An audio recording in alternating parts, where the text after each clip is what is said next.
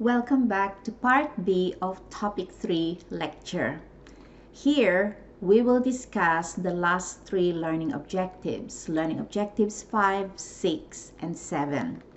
In Learning Objective 5, we will learn how successive balance sheets and the income statement can be used to determine cash inflows and outflows for the period. Let's articulate the financial statement. So a complete statement of cash flows explains the changes in every balance sheet account during the period, not just cash. If we use the algebraic form, algebraically, the balance sheet equation is used as assets equals liabilities plus stockholders' equity. And we do know that assets consist of cash and non-cash assets. So cash plus non-cash assets is equal to liabilities plus stockholders' equity. So if we want to know the cash balance, we can move the non-cash assets to the other side of the equation. So it is positive in that side of the equation. So when we move it to the liabilities and equity side of the equation, it will become negative. So cash therefore will be equal to liabilities minus non-cash assets plus the stockholders' equity. So the net change in cash from one balance sheet period to another should be equal to the net change in liabilities minus the net change in non-cash assets plus the net change in stockholders' equity. As such, every line item of a cash flow statement relates to a change in one or more balance sheet accounts other than cash. So, analyzing why each account changed provides each component of the cash flow statement. So from this financial statement articulation, we can actually derive the cash flow information from the beginning balance sheet and the ending balance sheet plus the income statement. From there, we can derive the cash flow statement. And in fact, you can always derive any one financial statement from information available in the other three statements. For example, if you have last year's balance sheet and this year's balance sheet and the cash flow statement, you can derive the income statement. Or if you have the current year income statement and the cash flow statement plus last year's balance sheet, you can also derive the balance sheet in the current period. Let's have a look at the example here. In Exhibit 4.7 of your textbook, HRB Advertising Company's statement of cash flows for the year ended December 31, 20X1 is provided. In Exhibit 4.8, the balance sheets for the 2 years, 20X1 and 20X2, are provided. And in Exhibit 4.9, you are provided with the comparative income and cash flow statements. So let us derive the information that is provided for cash flow statement. Let's say cash flow statement for 20X2 is not given. How can we derive these figures provided in the cash flow statement for 20X2? So we'll start with net income or loss. Where can we find that? From the current year's income statement.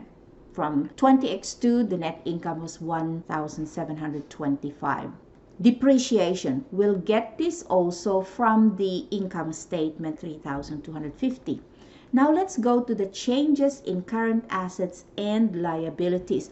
Where can we get this? This represents the changes in cash and non-cash assets from the two balance sheets, 20X1 balance sheet and 20X2, which we are actually provided here in Exhibit 4.8. So we'll start with the changes in accounts receivable. We can see from here that the accounts receivable decreased from 20,000 to 15,775. So there's a difference of 4,225. Because accounts receivable decreased, we'll add it. All right. Then we go to the next, supplies inventory. There was 100 last year and 225 this year. So there is an increase of 125. So an increase will have to be a deduction. The next item is prepaid rent. Prepaid rent remains the same at 6,000, so there's nothing there. So once we've gone through the current assets, we go to the current liabilities. The utilities payable decreased from 75 last year to 50 this year, so a decrease of 25 will be a deduction. What about the accounts payable? In this case, we've got 50 last year, 75 this year, so an increase of 25. What about the interest payable? We've got 900 last year, 675 this year, so a difference of $225, a decrease, so we are deducting it. What else is there? We've got the salaries payable, 4,200 this year, last year was 2,400, so there is an increase in payable of 1,800. So an increase in liabilities will have to be added. So when you total that up, you've got cash flow from operating activities of 7,200. Let's move on to cash flow from investing activities. So what are these? This should include any equipment or non-current asset purchases. So the only one that we have there is office equipment, and we had 15,000 in 20X1. Now we have 16,500. So that means we must have purchased 1,500 worth, and that would be a deduction because there is an outflow of cash. So that's it for investing activities. Let's go to financing activities. We'll have a look at the long-term loan. So bank loan has 10,000 in 20X1, nothing in 20X2. So then that means we must have paid, and therefore there is an outflow of cash, $10,000. What else? We've got notes payable in 20X2 but none in 20X1. So we must have gotten $10,000 worth of note payable. Let's move on to the equity. We used to have 22,500 and now 28,500. So there is an increase. So we must have issued common stock, and that is a source of cash. 6,000, so an inflow of cash. So again, when we total that up, it looks like our net cash flow from financing activities is $6,000, and therefore it will give us a change in cash balance of $11,700. Alright, so as you can see, we are able to derive current year's cash flow statement from the two balance sheets, last year's and the current year, plus the income statement in the current year. Alright, let's move on to Learning Objective 6. Here we'll discuss how the changes in current assets and current liability accounts can be used to adjust accrual earnings to obtain cash flows from operations and understand how operating cash flows may be distorted. So you'll notice from the derived cash flow statement that we did in the previous slide that we are either adding or deducting any increases or decreases in current assets and current liabilities, right? So I'm just showing you here this figure because this will help you to remember what do we do when, for example, there are decreases in current assets like accrued revenue, accrued interest revenue, and decreases in inventories, prepayments, and the like. So we are adding these items to net income using accrual basis to arrive at the cash flow from operations. If we do have any increase in accounts receivable or increase in inventories, it must be deducted as shown here. So any decreases in accounts receivable or inventories will be added, whilst any increase in current assets will be deducted. What about current liabilities? It's the opposite. Any increase in accounts payable or accrued expenses, as well as increases in deferred revenues, will be added. On the other hand, any decrease in accounts payable or decrease in deferred revenues will have to be deducted. All right, so now let's discuss these different ways of manipulating operating cash flows. So there are quite a number of ways by which cash flows from operations can be distorted legitimately. The first three ways are, number one, changes in working capital account. Some managers might accelerate the collection of receivables in the current period or delay the payment of accrued expenses and accounts payable until after the end of the period. Another way is the accounts receivable sale versus collateralized borrowing. Companies classifying receivable sales as operating cash inflows may provide a potentially misleading picture of sustainable cash flows from current operations because the outright sale or securitization of accounts receivable will transfer what would be future operating cash flows into the current period. For example, there are some companies who will be collecting their accounts receivable perhaps 2 months later, and here we are in December. All right. So what some companies will do is to sell their accounts receivable. Well, normally they will sell it at a discount. So if the accounts receivable is worth $100,000, they might sell it for $80,000, and therefore they are able to cash in their accounts receivable. Instead of borrowing, they are selling their accounts receivable. So rather than collecting accounts receivable after the end of the period, they're collecting the money now, but at a discounted rate. But that helps in providing a better picture of operating cash flow. The third method is capitalizing versus expensing.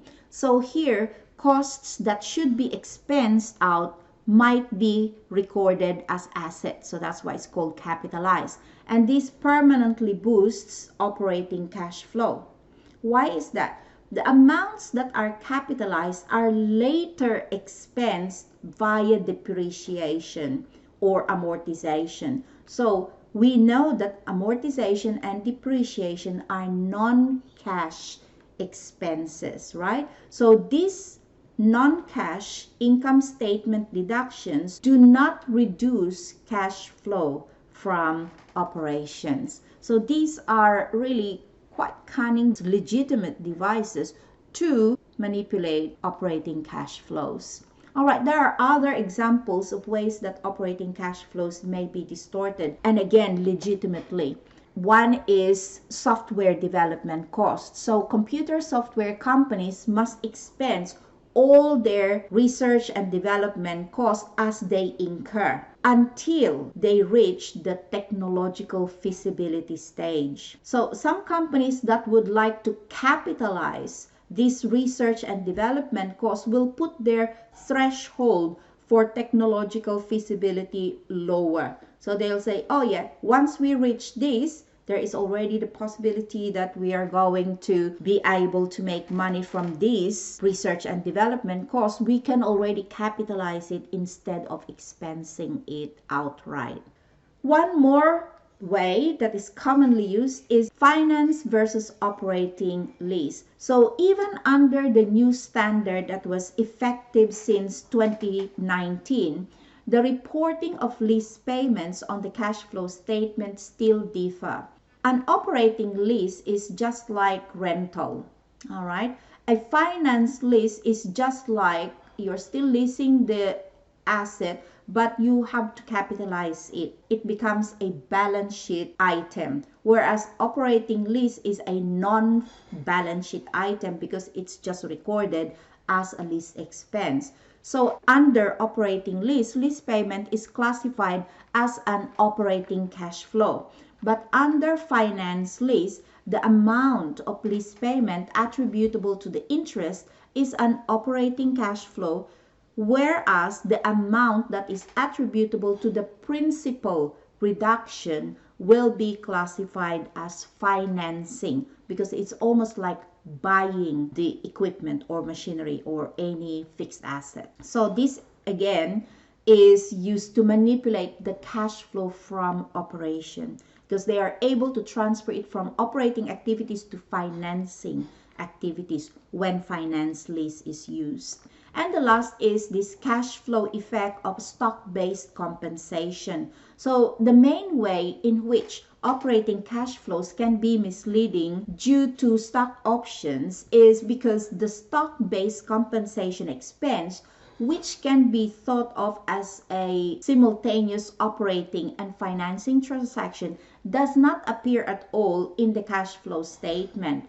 Why is that? It's just like this. The manager or the CEO will be receiving compensation in terms of stock rather than cash. So because the compensation in the form of stock is not cash, it will not appear at all in the cash flow statement. And so again, management is able to legitimately manipulate the operating cash flow in this sense.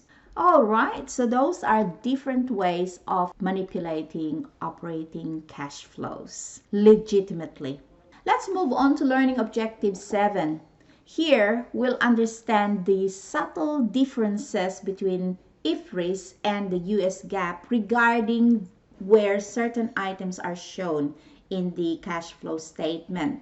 Just like the US GAAP, IFRS IS 7 encourages but does not require entities to report cash flows from operating activities using direct method.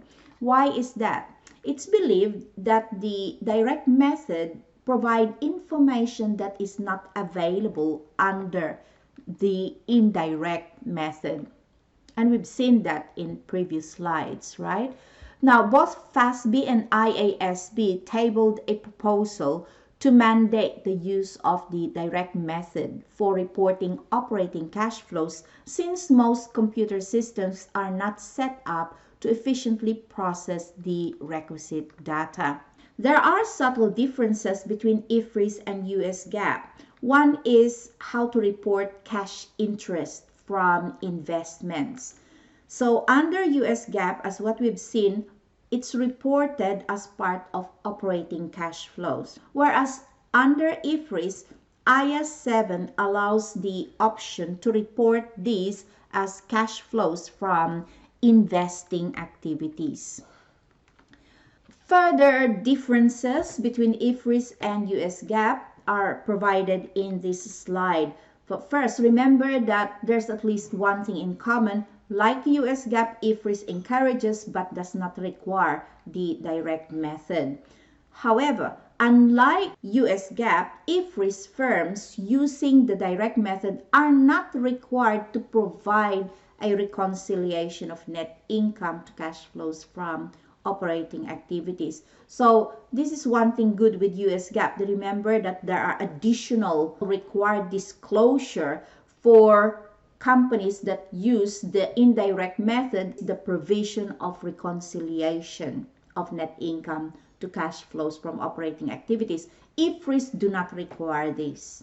All right. Another difference, the restricted cash flow is included in cash under US GAAP. But under IFRS, the restricted cash must meet the definition of cash and cash equivalents in order to be treated as cash in the statement of cash flow. Another thing is that IFRS permits to include bank overdrafts repayable on demand as a negative component of cash and cash equivalents. On the other hand, US GAAP requires overdrafts to be considered borrowing. So changes in overdraft balances are classified as a financing activity.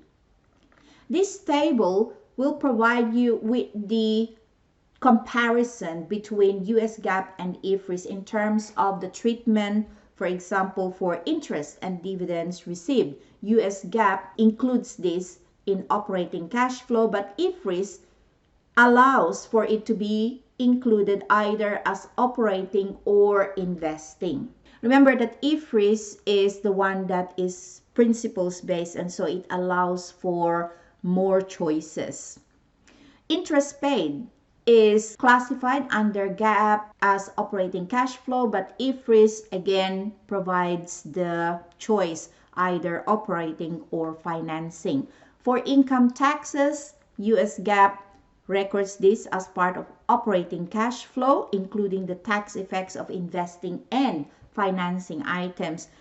IFRS, however, classifies this as operating unless components can be specifically identified with an investing or financing item. And finally, dividends paid. Under US GAAP, it is part of financing cash flow, but IFRS again allows for it to be classified either as operating or financing. All right, so that's it for the learning objectives. Let us now apply what we have learned. For balance sheet, remember, our purpose is to analyze the balance sheet so that we can understand something about the company, its story, its industry, its nature of products and operations, and the like. So problem 4-5 is providing us with a common size balance sheet for 5 companies, A, B, C, D, and E. It says here that these common size balance sheets are for 5 companies: Alcoa, which is a major producer of aluminum products; Delta Airlines, which is a major airline; Duke Energy, a leading energy company focused on electric power and gas distribution; J.C. Penney, a national retailer, just like Walmart; and Pfizer Inc., which I think many of us would know is a global pharmaceutical company. Now, the requirement is based on your general business knowledge. So it kind of requires us to have some business knowledge. Now, if you don't have enough business knowledge, you can actually Google this company so that you can understand a little bit more. These days, Google is very easy to access. So based on your general business knowledge, the economic activities of these 5 firms and information derived from the following balance sheet analysis, you are asked to match the company with its respective balance sheet and explain your reasoning for the choices that you make. All right, so let's start with company E. So focus on company E, and you will notice that company E has no inventory. So, having no inventory, we can immediately rule out Alcoa and Pfizer because these are 2 manufacturing companies, and also J.C. Penney, a retailer. Definitely, these companies will have a lot of inventory. So that leaves only Duke Energy and Delta Airlines as possibilities. Now, company E does not have a significant debt. So it is unlikely to be a utility like Duke Energy. We mentioned earlier that utility companies will have to invest a lot in property, plant, and equipment, right? Also, rate-regulated utilities have a predictable and stable earning streams. We've also seen that in our previous illustration. So as a result, they tend to finance their investments in property, plant, and equipment with what? With significant amounts of debt. So that rules out Duke Energy, then therefore company E must be Delta Airlines. So we are doing it using the process of elimination, right? So we have already done company E. Let's move on. Let's look at company A this time. Company A has significant property, plant, and equipment. As we can see here, 62.49%. And it also have a significant debt as we can see from here, long-term debt and other long-term debts. So this is consistent with it being the utility like Duke Energy. All right. Although companies B and D also have significant amount of property, plant, and equipment and debt, those two companies also carry significant inventories, which one would not expect for Duke Energy, a utility company. So we can say that company A must be Duke Energy. All right, let's move on to company D this time. Company D has very large inventories, as you can see. It's 28.82%. The large inventory suggests that this is a retailer like JCPenney. The lack of receivables is consistent with the company not providing any credit on its own, but rather accepting cash or credit cards. So as you can see, this company has got no current receivables, right? Just like Walmart. So in contrast, manufacturers such as the other remaining companies like Alcoa and Pfizer would typically offer trade credit to their customers. So company D must be JCPenney, the retailer. So we are only left with companies B and C. All right, so let's look at company B. Company B has significantly more property, plant, and equipment, while company C has more intangible assets. We can see from here, it's got goodwill and intangibles, 52.91%. So Pfizer, which is a highly successful pharmaceutical company, one of the manufacturers of COVID vaccine, right, also acquires organizations and purchases intangibles like patents. All right. In contrast, Alcoa would be expected to be more tangible asset intensive. So company B must be Alcoa and company C must be Pfizer. All right. So hopefully you're getting the hang of it, being able to deduce from the common size balance sheet the nature of the company's activities and operations. All right, let's move on to exercise 20-3 from chapter 20 of your textbook. What we are provided here are the income statement of Hamilton Corporation and some additional information, and we are asked to prepare a schedule showing the net cash flows generated by the operating activities of the company, and we are asked to use the direct method. So cash flows from operating activities would be presented here. The cash flow from operating activities, starting with cash received from customers, is $396,000. So how do we get that figure? Let us start with the collections from customers. We don't need to start from the sales. All right, so sales of $360,000 is provided. Then we'll look at any movements in accounts receivable, because accounts receivable is connected with sales, and we can see from here that there is a decrease in accounts receivable of $36,000. So there is a decrease. What do? We'll have to add it back. And so cash collected from customers must be $396,000.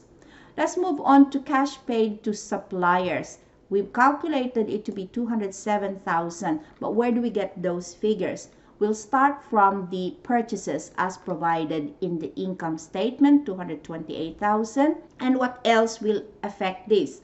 The movements in accounts payable. So we are provided in additional information E that the increase in accounts payable is $21,000. So when there is an increase in accounts payable, that means we have to deduct this from the purchases. So we get $207,000. Let's move on to the next item. That is the cash paid to employees, $32,400. How did we get that? The cash paid to employees will obviously come from salaries expense, which is shown in the income statement. And then any movement in salaries payable will also have to be taken into account. So there is an increase in salaries payable as shown in additional information letter C. And so we are going to deduct that increase in salaries payable of 9,600 from 42,000 to get 32,400. Next is the cash paid for insurance, the 10,800. Where do we get that figure from? We will get it from the insurance expense as shown in the income statement, and again we'll adjust it for any movement in prepaid insurance. So as shown in letter B, the prepaid insurance account increased by 4,800. So we'll have to add it back. So that's $10,800. The next one is the income tax paid, 36,000. There's really no need for any adjustment for this because this is as given in the income statement as 36,000 and no additional information is provided. So when we add up all the cash paid to suppliers, employees, insurance, and taxes, that gives us 286,200. And if we deduct that from the cash received from customers, we'll get the net cash provided by operating activities of 109,800. If you are still a little bit confused with whether a change in accounts payable or accounts receivable need to be added or deducted, it's good to consult this figure that I have shown earlier. All right, let's move on to the last illustrative problem that we will discuss here, problem 4-7. So here we are provided with the cash flow information and the additional information in terms of the income and depreciation, as well as again the changes in accounts receivable, inventory, accounts payable, and the like. So the first requirement is asking us to use this information to derive the company's income statement. So this time we're deriving the income statement. In the illustrative example before, we derived the cash flow statement. So if we are going to derive the income statement, we'll start with sales. What will be the relevant information for sales? So of course, the cash collections from customers will be important, and that's given here, 79,533. But that's not all the sales that we've had. We've had increase in accounts receivable here. So the change in accounts receivable is positive. So that means there is an increase in accounts receivable. And so we'll add it to our cash collected from customers to arrive at our sales figure. So our sales is $81,383. Next, we go to cost of goods sold. So we'll start, of course, with the cash payment to suppliers for inventory.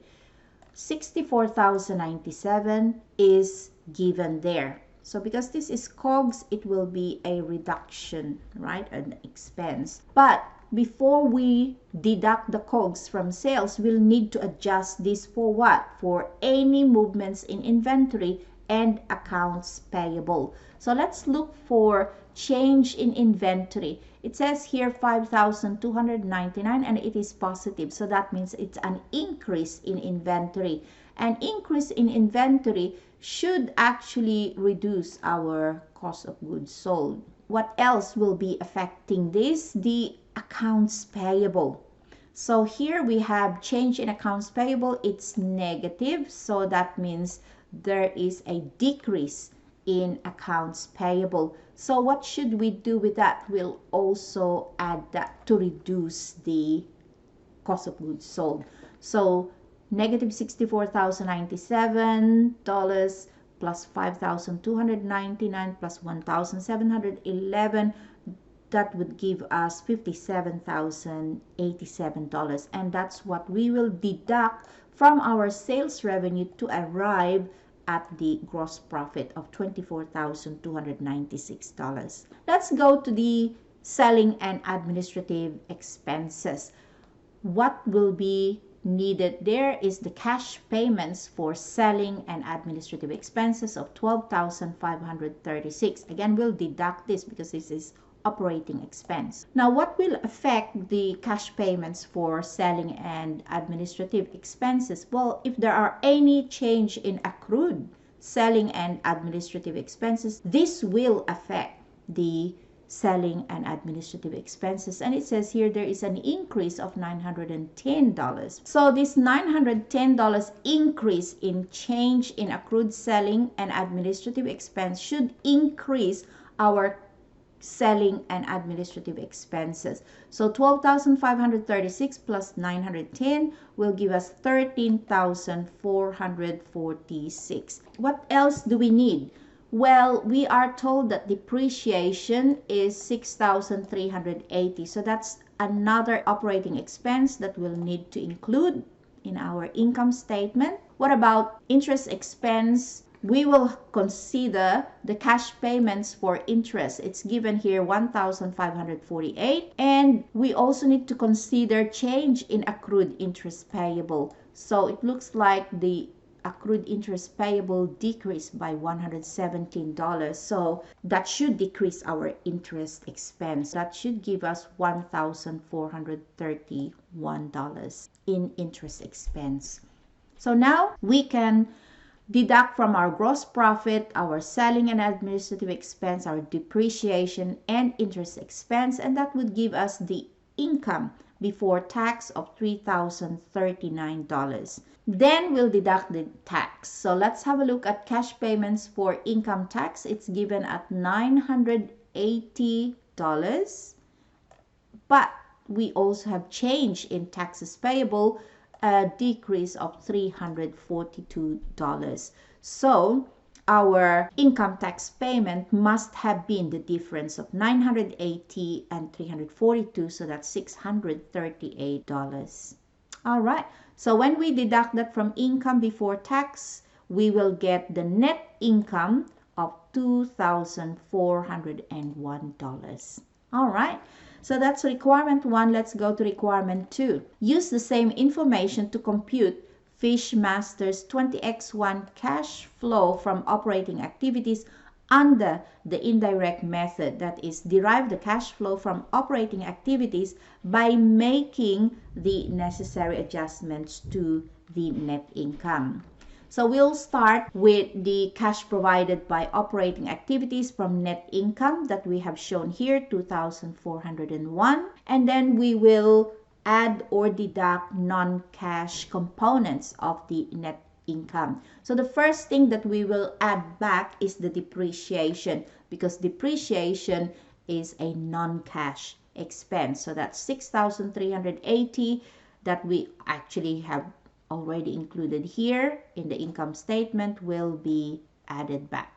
All right, what else do we need to include? Well, any increase or decrease in current assets and current liabilities will then be included here. So the increase in accounts receivable of 1,850 will have to be deducted. All right, so now here we are. So increase in accounts receivable will be deducted. Increase in inventory will have to be deducted. Decrease in accounts payable. So here we have current liabilities. Decrease in accounts payable will have to be deducted as well.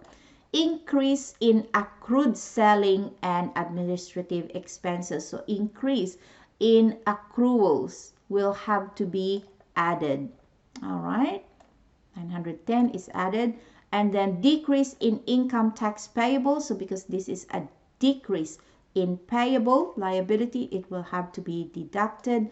And so with decrease in accrued interest payable will be deducted. So when you add and deduct all those adjustments, you should get the cash provided by operating activities of $372.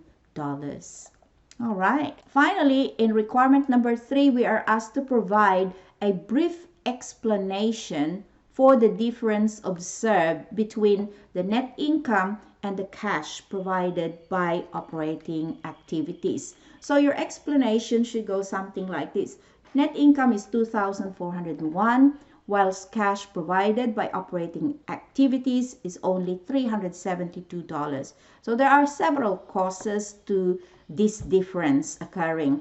First, 6,380 depreciation reduced the income, but it did not reduce the cash flow. So it needs to be added back to the net income to obtain the cash flow from operations.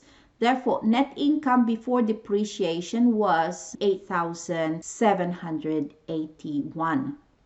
However, there are, of course, accounts receivable changes. It increased during the year. Not all 20X1 sales were collected in cash in 20X1. Also, inventory increased during 20X1. So therefore, purchases exceeded the cost of goods sold and accounts payable decreased. So cash paid to suppliers in 20X1 was more than the cost of merchandise purchased. All right. So also income taxes payable decreased in 20X1. That means that tax payments exceeded the expense for the year.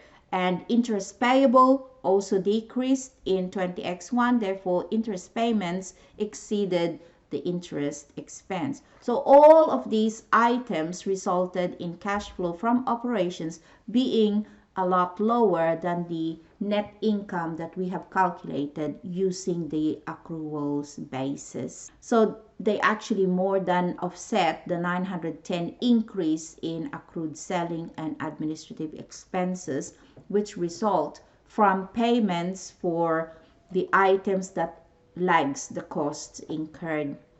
And of course, the end result was that cash flow from operations are significantly lower than the net income. So this is just an example of how you can explain the difference between the net profit calculated under accrual basis and the cash provided by operating activities.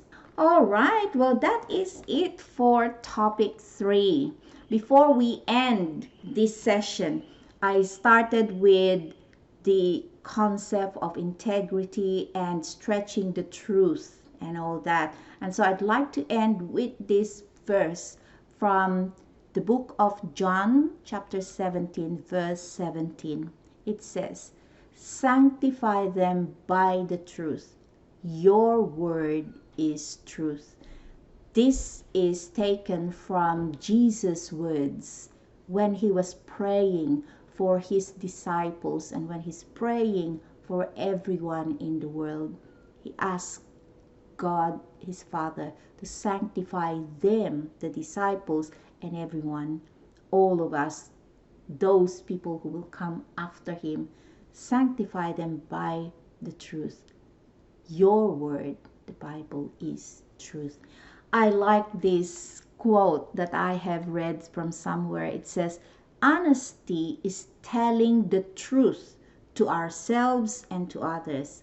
Integrity is living that truth." And I pray that all of us will truly live that truth. Not just say it, but live it in our lives. Let us pray.